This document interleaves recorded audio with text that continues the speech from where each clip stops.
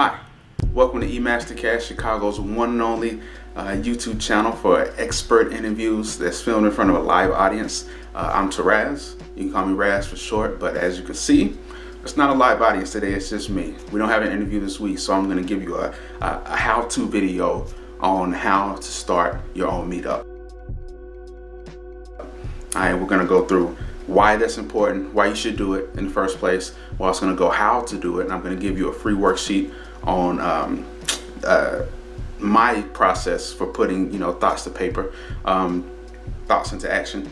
And then third, I'm going to give you like the 20% of things you can do to really get the 80% of results you're looking for in your meetup. To really have a successful meetup, I'm going to give you the keys to have a successful meetup. Okay, so let's start. All right, before we start, I just want to give you a warning that it's going to be hard. Like if this is your first time starting a meetup, this is your first time going out on a limb and really putting yourself out there, and it's going to be a little hard for you to hit that submit button. I know when I first started my meetup, it was hard. It was hard for me to do it at first. I couldn't hit the submit button. Like I did the whole process. I put in my credit card information. I had the title. I did the description, but I just couldn't hit submit. It took me about 3 times. When I finally hit submit, about a week later, I had about 75 people that joined the group already. I was very surprised. So it was scary, but sometimes you just have to put yourself out there. All right. So first thing we're gonna go through: why should you do it? Okay. Number one reason why you should do it is you want to meet people who are better. You want to meet better people and people who think like you. People who have the same interests. People who've read the same books. People who have given the same talks and have the same ideas. You want to meet the same type of people who are doing things better than you and people who are further back on the road, so you can help people and get advice at the same time.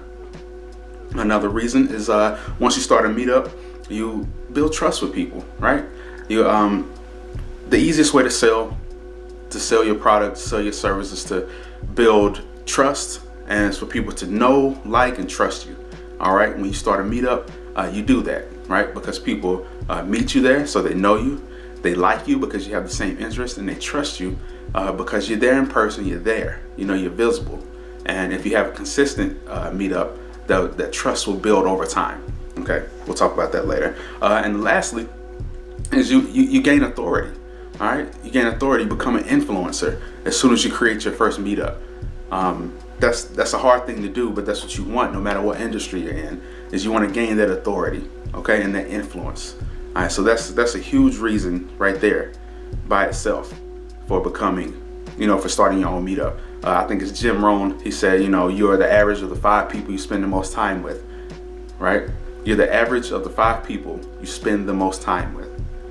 That's why starting a meetup is important, because you're spending time with people who are going to raise your average. And and I'm not telling you to leave your friends and your closest friends and your closest family behind, but what I'm telling you is that spending time with these people will raise your average, and by just being nearby your other friends, you're going to raise their average too and make them better people.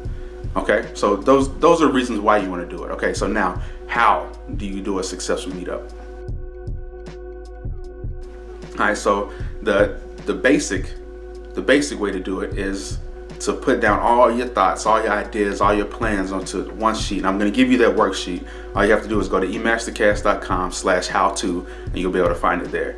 Okay, so on this worksheet, I give you the basic building blocks of every story, of every interview, of everything. It's the who, what, when, where, why, and how of your meetup. Okay, so I'm going to go through those. The who.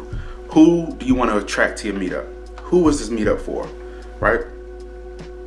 Who is this event for? Okay, you want to attract people who are better than you. If you're broke right now and you want to become a millionaire, you want to attract millionaires. So you want to put an event on for millionaires and people out there doing business the way you want to do it. If you are if you're a 40-hour week 9-to-5 person, but you want to become an entrepreneur or a business owner, then you want to start a meetup for business owners, right? Just the fact that you're bringing people together, putting them in a tribe together, means that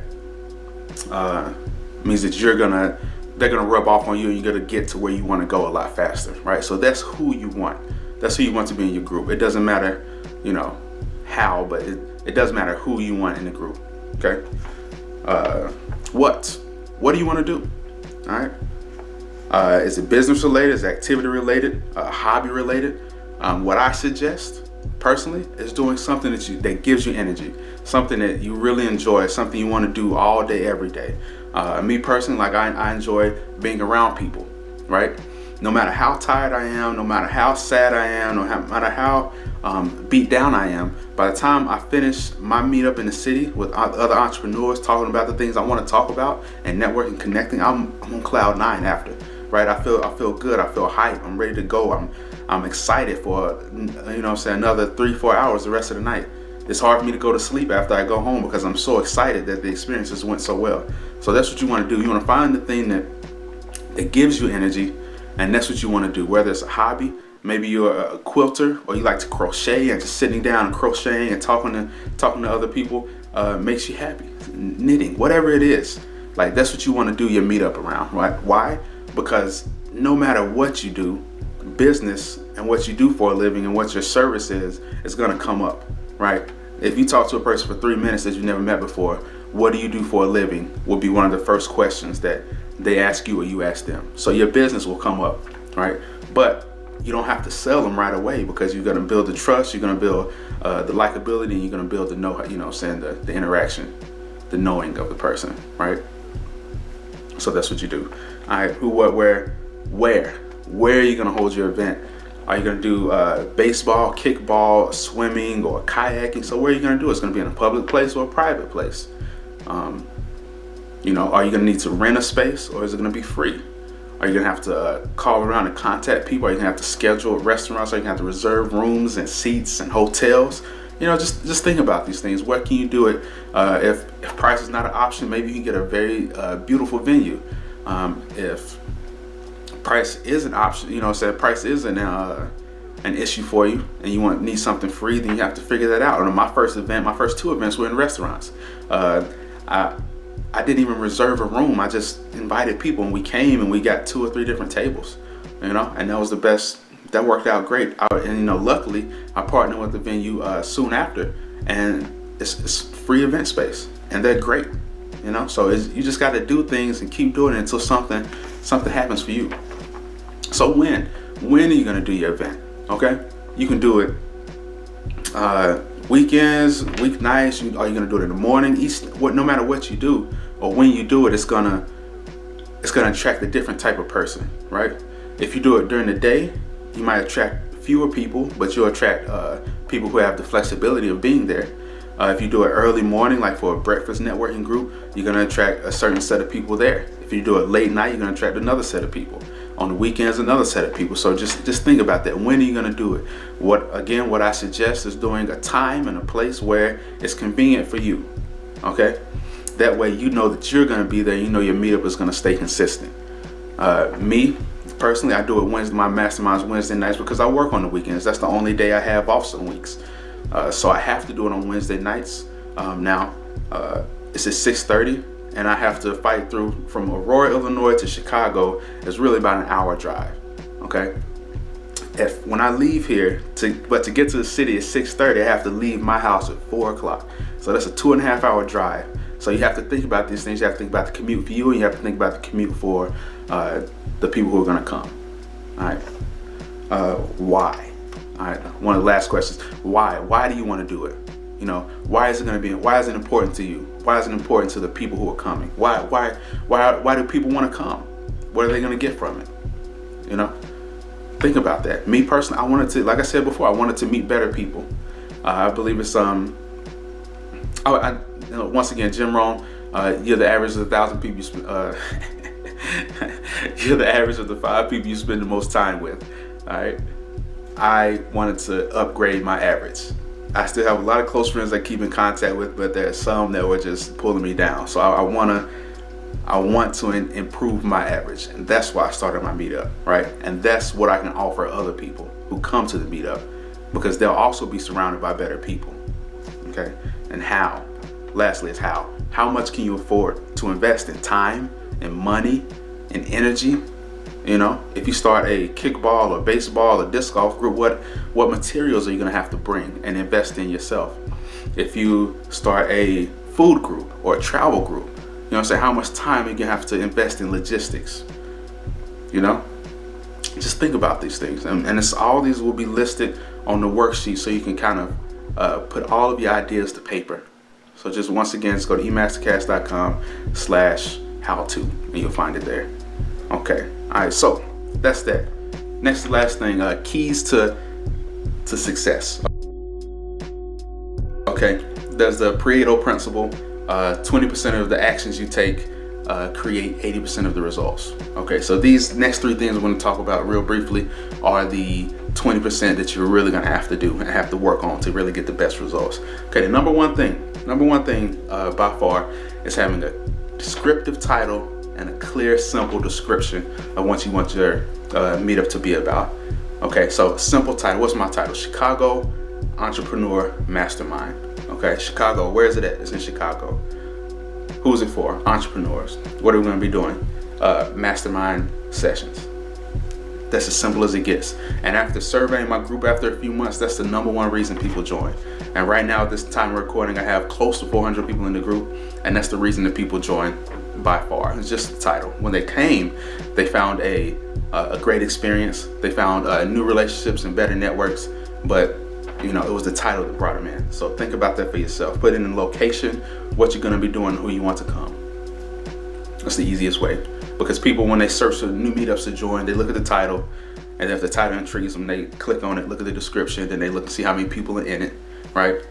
And then that's how you're going to get your people. And then a simple, clear description, okay? You don't want to, and you don't want to make it too, don't do too many rules, right? People in Meetup are fun. Active people just want to have fun and do things, right?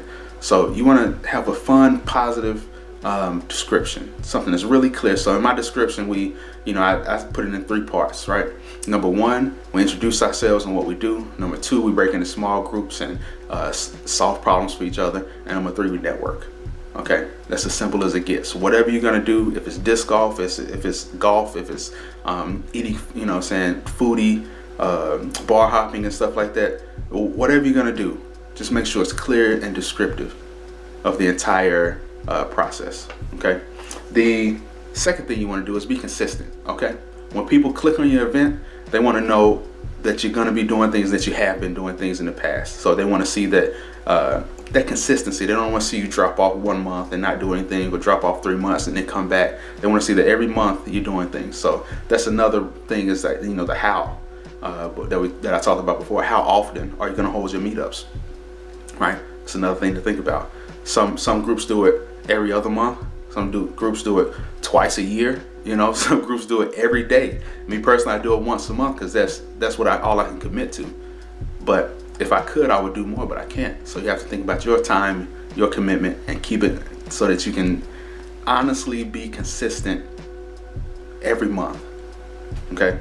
And the last thing that's really going to take your success with the meetup to conversion, to money, to success in business, or to success in whatever your hobby is following up with people. Okay, following this up is something that I've struggled with in the past, but this meetup group has helped me do. But when you follow up with people, you want to not call and ask for things and try and sell them stuff, but call them, text them, email them, and say, hey, I have tickets to this event. Do you want to go with me? Hey, I can introduce you to this person. Would you like to meet them? I think you guys would really hit it off. Hey, is there anything I can help you with? Just whatever. It's like I got, do you want to go get lunch? I enjoyed our conversation the other night. Can I buy you a drink? Let's go get drinks and continue it. Just anything. Like when you follow with a person, you offer to give again. That's the key to following up for me, is you offer to give. You offer to give them something. So that's the key. The fortune is in the follow up. That's the key. All right. So once again, thank you guys for joining me. I want to remind you that you can join us anywhere on social media. You can look at us, find us on Facebook. We have a group, E-MasterCast. We have a page under Chicago Mastermind. We have, I'm on Instagram. I post a lot on Instagram, a lot of inspirational stuff or funny stuff that I find. Twitter, anywhere, at E-MasterCast. That stands for Entrepreneur Mastermind Podcast. Okay, once again, I'm Therese. Thank you for joining me. And before we go, I just want to let you know that if you help one person, you help the world. And sometimes that one person is yourself. So thank you guys for joining me. See you next time.